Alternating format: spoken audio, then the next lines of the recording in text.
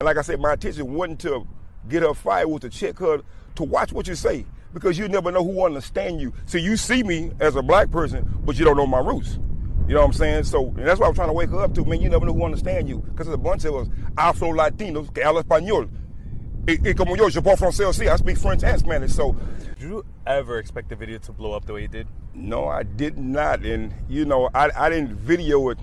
Like I'm telling people, I didn't video to get the girl fired.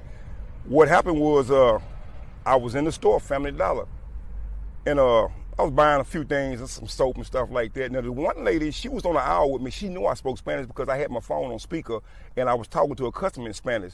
So she knew I spoke Spanish. The girl behind the counter, she probably didn't.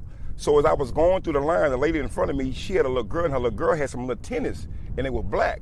So she asked the girl behind the counter, what about the white tennis? She said, no, the white tennis, they were speaking in Spanish. She said, the white tennis for boys. She said, but when I opened up the box, I put the box behind the counter because she said in Spanish, porque los negros estaban robando.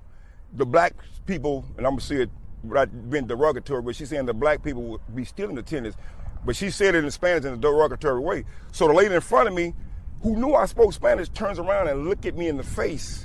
And then she started engaging in the conversation. No, estos negros siempre allá están robando las cosas. So I'm sitting in line, I'm really holding my peace to keep from going off because I don't want to act a fool.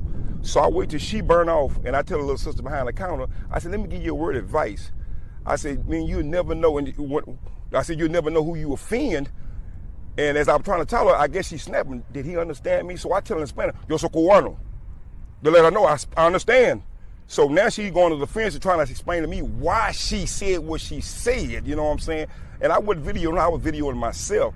And then she, you know, she hollered for her manager, you know, he's videoing me. So I'm like, I wouldn't, but I say I am now. So I put her on blast. And like I said, my intention wasn't to get her fired, was to check her, to watch what you say, because you never know who will understand you. So you see me as a black person, but you don't know my roots. You know what I'm saying? So and that's why I'm trying to wake her up to, man, you never know who will understand you, because there's a bunch of us Afro Latinos que habla español. Y como yo parle français aussi, I speak French and Spanish. So you see the man, but you don't know the roots. And that was my thing. You never know who you offend because you never know who will understand you. Right. And what was that moment like when you got a call from corporate? I can't say this now. Corporate called me to apologize. That made me feel good that somebody took out their time, that somebody responded to my complaint, because it was my Facebook fam, one of my Facebook wonder.